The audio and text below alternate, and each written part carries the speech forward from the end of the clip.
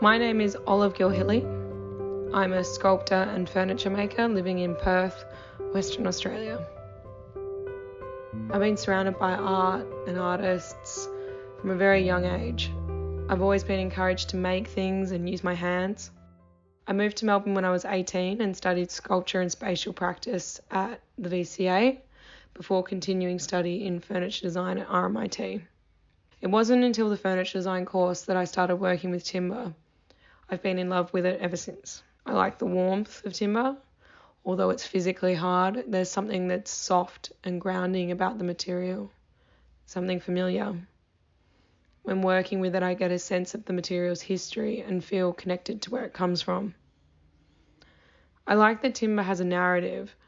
It starts as a living thing situated in a specific place, goes through a death, and then as I work with it in my studio, it begins another story, begins another life as an object before going on to have more stories somewhere else.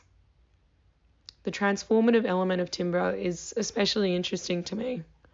From sourcing the material in nature, bringing it to my studio, and manipulating it from such an unruly state to where it ultimately becomes this polished art and design object.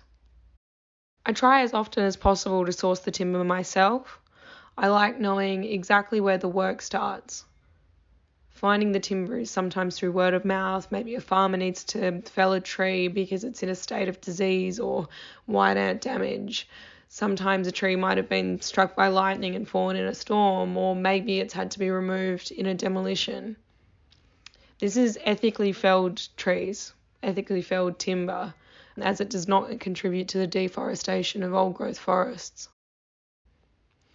After storing the timber until it's fully seasoned and has released enough moisture, what follows is timber processing, whether it's just removing the outer layers and bark of a recovered root system, or alternatively, maybe it's milling, cutting, jointing, thicknessing, before assembling them into panels, bandsawing and stack laminating. But by far the biggest part of the physical process is sanding. My sculptural influences definitely started with looking at the classical sculpture of the 20th century. Big names such as the work of Brancusi, Noguchi, Jean Arp, Henry Moore. While I love their works, something always bothered me that they were mostly men making female forms. In a way, I think through my practice and my context as a young female artist that I'm repossessing these shapes. I also think it's really empowering working through my recontextualization of a typically male-dominated medium, such as woodwork and furniture making. This exhibition is entitled Trunk. Trunk is a reflection on the last 3 years of my life since relocating back to Western Australia. My dad had gotten really sick in 2018 and I decided it was time to come home. In doing so, I reconnected with a lot of things I'd missed. My family, my dad, my home, the West Australian landscape, the bush here, the rocks and the water and the coastline.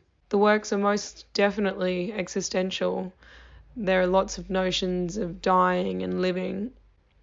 I really felt so alive in coming to the studio every day. The work that I make is very bodily and physically demanding.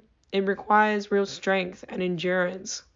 Spending hours and days grinding, carving and sanding. But then while I was doing that, all the while I was splitting my time caring for my really sick, ailing father. There's something jarring about the way my body was being used and tested in extremely physical ways, while my dad's own body was declining to a point where he could no longer walk or hold himself up, and then finally with his passing in May of this year. I was witnessing the decline of my dad, but also at the same time, the decay and sickness of the forests and trees. I see making these works as a form of preservation of these trees and these timbers. The title Trunk does immediately bring to mind the trunk of a tree, which is definitely part of it. But a trunk is also the torso of an animal or human. Trunk really references body to me. And this collection of pieces mirror and respond to my own body, as well as the body of my dad, or more vaguely the body of whomever might sit on one of the stools or might touch and respond to the work. There are certainly reflections on death and the deep grief of losing a parent, but there is also the contrast of a lot of joy and happiness. Some of my most beautiful days and happiest memories have been in coming home. Essentially, this debut exhibition is really about identity, my identity as a Western Australian, as a young woman, as a daughter, as a woodworker, and as an artist.